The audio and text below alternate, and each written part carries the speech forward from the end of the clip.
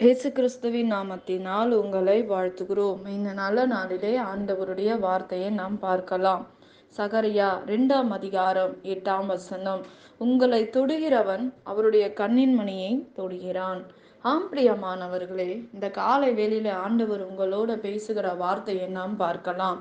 இன்றைக்கு நம்முடைய வாழ்க்கையில் நம்மை தொடுகிறவர், நம்மை தொடுகிறாங்க, நம்மளை துன்பப்படுத்துறாங்க, அவங்களை ஆண்டவர் சந்திப்பார். அதான் வேதம் சொல்லுகிறது, உங்களை தொடுகிறவன் அவருடைய கண்ணின் மணியை தொடுகிறான் என்று நாம் பார்க்கிறோம்.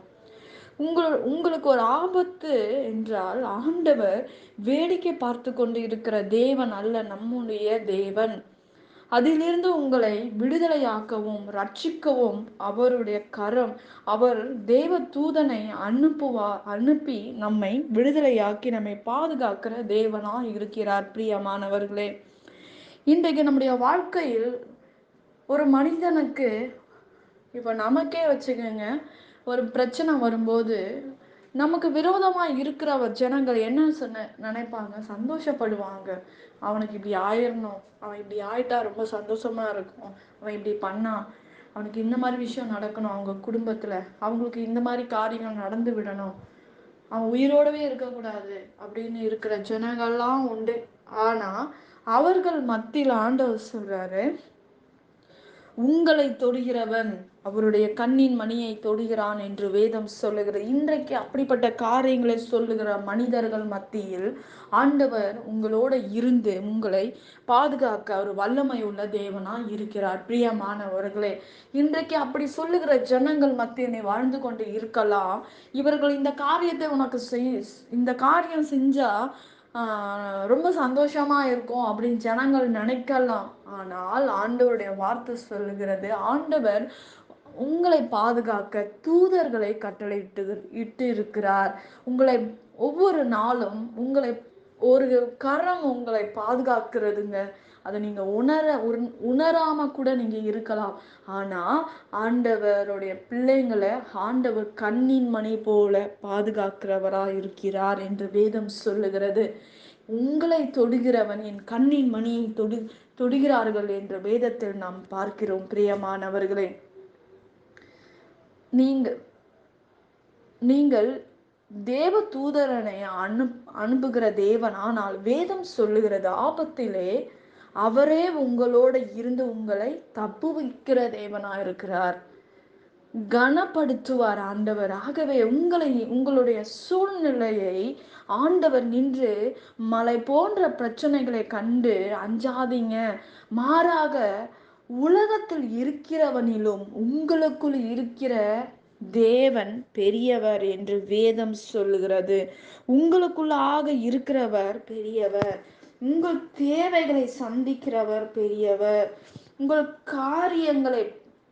காரியங்கள் எதுவாய் இருந்தாலும் அதை பாதுகாக்கிற தேவன் நல்லவர் என்று வேதம் சொல்லுகிறது. பிரியமானவர்களே, இன்றைக்கு உங்களுடைய வாழ்க்கையில் உங்களை தொடுகிறவன் கண்ணின் மணியை தொடுகிறான் என்று வேதத்தில் நாம் பார்க்கிறோம். இந்த உலகத்தில் இருக்கிறவரை காட்டிலும் உங்களுக்குள்ள யார் இந்த உலகத்தையே உருவாக்குன தேவன் உங்களுக்குள்ளாக வாசமா இருக்கிறார், உங்களுக்குள்ளாக இருக்கிறார்.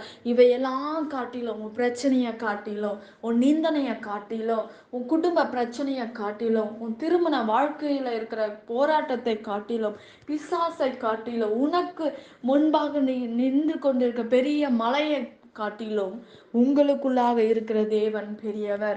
உன் பிரச்சனையை பார்த்து சொல், நீ இந்த பிரச்சனையை காட்டிலும் என் தேவன் பெரியவர், இந்த போராட்டத்தை காட்டிலும் என் தேவன் பெரியவர், இந்த பிரச்சனை என்னை ஒன்றும் செய்ய முடியாது, இந்த நிந்தனை என்னை ஒன்றும் மேற்கொள்ள முடியாது, கர்த்தர் இந்த உலகத்தையே ஜெயித்து இருக்கிறார், நான் ஜெயிப்பேன், நிச்சயமாக ஆண்டவர் என் கூட இருக்கிறார், என்னை தொடுகிறவன் யாரா இருந்தாலும் ஆண்டவரை தொடுறாங்க, ஆண்டவரை தொட்டா என்ன ஆகுவாங்கங்க சொல்லுங்க? ஆண்டவரோட நாமத்தை சொன்ன பிசாசு ஓடுறான், ஆண்டவரோட நாமத்தை நீ சொல்லும் போது வியாதி சுகமாகுது, ஆண்டவருடைய வார்த்தையை சொல்லும் போது சுகம் அடைகிறதை நம் வேதத்தில் நாம் காண்கிறோம். பிரியமானவர்களே, இன்றைக்கு நம்முடைய வாழ்க்கையில் உங்களை தொடுகிறவன் கண்ணின் மணியை தொடுகிறான் என்று வேதத்தில் நாம் பார்க்கிறோம். பிரியமானவர்களே, நிச்சயமாக ஆண்டவர் உங்களுடைய வாழ்க்கையில் பெரிய காரியங்களை செய்வார். உலகத்தில் இருக்கிறவனை காட்டிலும் உங்களுக்குள்ளே இருக்கிற தேவன் பெரியவர், பலனுள்ள தேவனாய் இருக்கிறார், பராக்கிரம் உள்ள தேவன். உடைய கரம் குறுகி போகவில்லை. அவர் உங்களை அழைத்த தேவன் உண்மை உள்ளவராய் இருக்கிறார். பிரியமானவர்களே, அது மட்டுமல்ல, நீங்கள் அவருடைய மறைவில் இருக்கீங்க.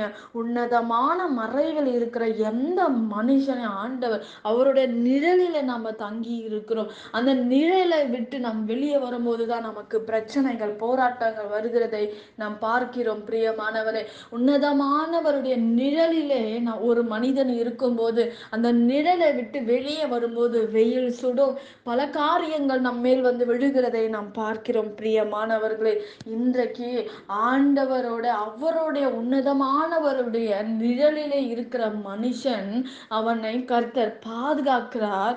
எல்லாவற்றுக்கும் விலக்கி விலக்கி பாதுகாக்கிறதை நாம் பார்க்கிறோம். பிரியமானவர்களே, இன்றைக்கு ஆண்டவருடைய வார்த்தை அவருடைய மறைவில் இடத்தில் இருக்கிறபடியால், அவரை தாண்டி நீங்க நிழலில் இருக்கும்போது எந்த ஒரு காரியமும் உங்களை தொட முடியாது.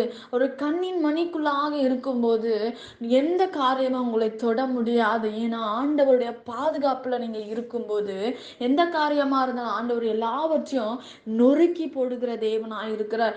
எல்லாவற்றையும் விடுவிக்கிறவராய் இருக்கிறார். பிரியமானவர்களே, நிச்சயமாக ஆண்டவர் உங்களுடைய வாழ்க்கையில் அற்புதங்கள் செய்வார். என் பக்கத்தில் 1000 பேர் வந்தாலும் இருந்தா கூட, வலது புறத்திலும் 10,000 பேர் விழுந்தால் அது என்னை அணுகாது என்று சொல்லுங்கள். என் பக்கத்தில் 1000 பேரும் என் வலது புறத்தில் 10,000 பேரும் விழுந்தாலும் அது என்னை அணுகாது என்று நீங்கள் சொல்லும்போது, இதுவே வேத சத்தியம். உங்களுக்கு நிச்சயமாக ஆண்டவர் அற்புதங்களை செய்வார். நாம் ஜெபிக்கலாம். பரலோகத்தில் வாசமாய் இருக்கிற அன்பின் பிதாவே, உங்க நாமம் மகிமைப்படுவதாக, உங்க ராஜ்யம் வருவதாக. ஆண்டவரே, இந்த நாளை உங்க கரத்துல ஒப்பு கொடுத்து நாங்கள் ஜெபிக்கிறோம்.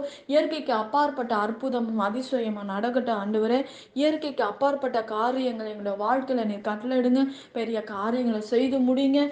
ஆண்டவரே, நீர் தாமே ஆண்டவரே இந்த நாள்ல கேட்டு இருக்க விண்ணப்பத்துக்கு பதில் கொடுங்க. திருமணத்துக்காக காத்திருக்கிற ஒரு சகோதரனுக்கு ஆண்டவரே, அவர் கேட்டு இருக்க விண்ணப்பத்தின்படி கர்த்தர் ஆண்டவரே நீர் ஒரு அற்புதங்களை செய்வீராக ராஜா. ஆண்டவரே, இன்னும் ஆண்டவரே கேட்கப்பட்டிருக்க விண்ணப்பத்துக்கு பதில் கொடுங்க. பலவீனங்கள் மாறட்டும், கடன் பிரச்சனைகள் மாறட்டும், குடும்ப வாழ்க்கையில சமாதானம் இருக்கட்டும், தேவைகள் சந்திக்கப்படுவதாக. எல்லாவற்றையும் கர்த்தர் பொறுப்படுத்திக் கொள்ளுங்க, வழி நடத்துங்க. இயேசுவின் நாமத்தில் வேண்டுகிறோம் எங்கள் ஜீவன் உள்ள நல்ல பிதாவே, ஆமேன். கர்த்தர் தாமே உங்களை ஆசீர்வதிப்பாராக. ஆமேன்.